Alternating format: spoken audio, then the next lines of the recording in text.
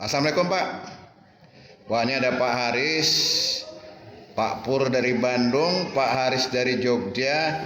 Beliau ingin berbincang diskusi mengenai manfaat kopi Kordiko ya Pak? Iya. Nah, kopi Kordiko, nah itu udah di hadapan beliau. Kopi Kordiko. Katanya, kata Pak Haris ini, beliau ahli untuk mengenai darah ya Pak, kentalan darah ya Pak. Nah, itu bagaimana Pak hubungannya kok Kordiko dengan darah ya Pak? Iya. Bisa dijelaskan Pak barangnya? Iya. Iya, subhanallah. Kalau kita melihat dari sudut pandang dalam konteks di sini adalah parameter yang berkaitan dengan kekentalan darah dan bagaimana akibat atau pengaruh terhadap Kordiko di dalam darah sendiri. Ya. Ada beberapa parameter yang perlu kita perhatikan di dalam hemoglobin darah adalah ada 4. Satu adalah sel darah merah, sel darah putih, sel darah pembeku sampai kepada plasma darah. Nah, sekarang kita bicara pada plasma darah. Plasma darah ya. Plasma darah itu adalah cairan darah atau serum darah. 90% dari plasma darah itu adalah air dan 10% adalah zat terlarut. Nah, dalam kaitannya dengan Kordiko, ketika seseorang itu mengkonsumsi Kordiko, maka yang terjadi adalah pada perubahan di plasma darah.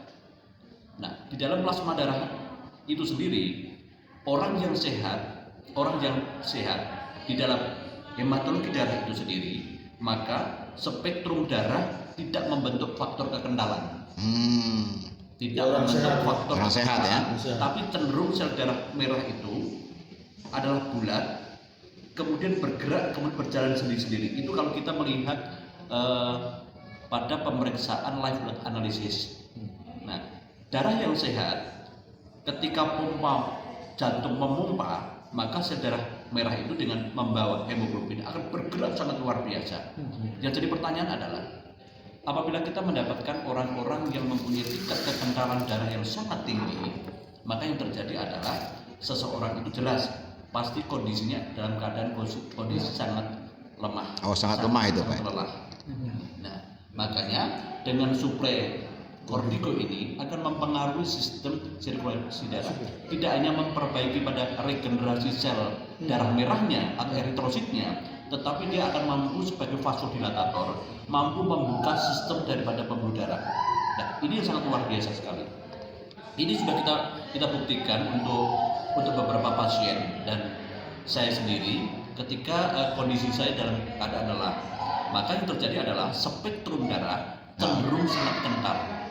Kemudian setelah kita mengkonsumsi separuh gelas saja atau satu sakset dalam hal ini, kemudian kita menunggu waktu seperempat jam kemudian, kita cek kembali darah kita, subhanallah, darah kita sudah bergerak sangat luar biasa tanpa membentuk rolut.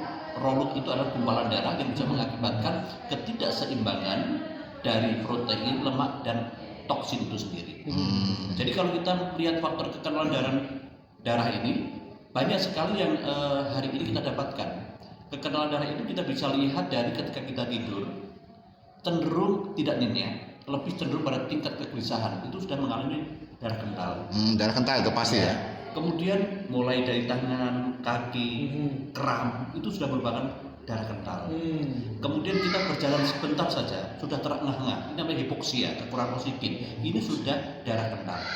Nah, termasuk di dalamnya adalah ketika kita duduk, kemudian kita jalan sebentar, kok sengkring di dada, ini namanya agnome pectoris. Nah, keadaan kondisi yang seperti ini jangan dilanjutkan, jangan dihentikan, artinya jangan keadaan ini menjadi sesuatu yang sangat sepele. Nah, apabila keadaan kondisi ini tidak segera diatasi, maka akan menjadikan tingkat berkelanjutan, bisa terjadi penyumbatan pada pembuluh darah. Kalau di jantung bisa jantung koroner, kalau di otak bisa stroke. Oh, iya. Ini yang saat ini banyak dijumpai kasus-kasus yang ada di lapangan kita. Nah, jadi hampir katakanlah 90% penyebab penyakit itu dari darah ya Pak? Dari darah ya? Dari darah yang berakibat dari faktor keasaman tubuh. Keasaman tubuh. Ingat Ya? bahwa orang sehat itu adalah 90% 90% itu adalah air. Air dalam arti di sini adalah air di dalam plasma darah. Tetapi kebutuhan air minum kita sebagai biokatalisator air adalah 70%. 70% tubuh kita ini air, jantung, ginjal, liver, darah, otak, tulang, termasuk paru-paru itu membutuhkan air.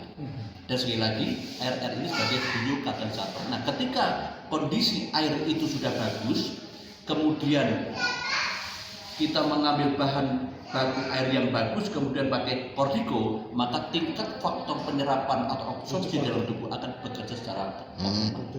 Ya, ini yang sangat perlu diperhatikan. Mungkin itu yang sedikit kami aturkan. Saya ucapkan terima kasih dan salam sukses Kortiko. Yes. Oke, terima kasih Pak Haris. Mudah-mudahan bermanfaat buat rekan-rekan kita di sana ya. Ini untuk pencegahan preventif sifatnya ya, dengan cara ngopi ya Pak ya. Ngopi untuk tekanan darah. Oke, terima kasih. Assalamualaikum warahmatullahi wabarakatuh. Waalaikumsalam warahmatullahi wabarakatuh.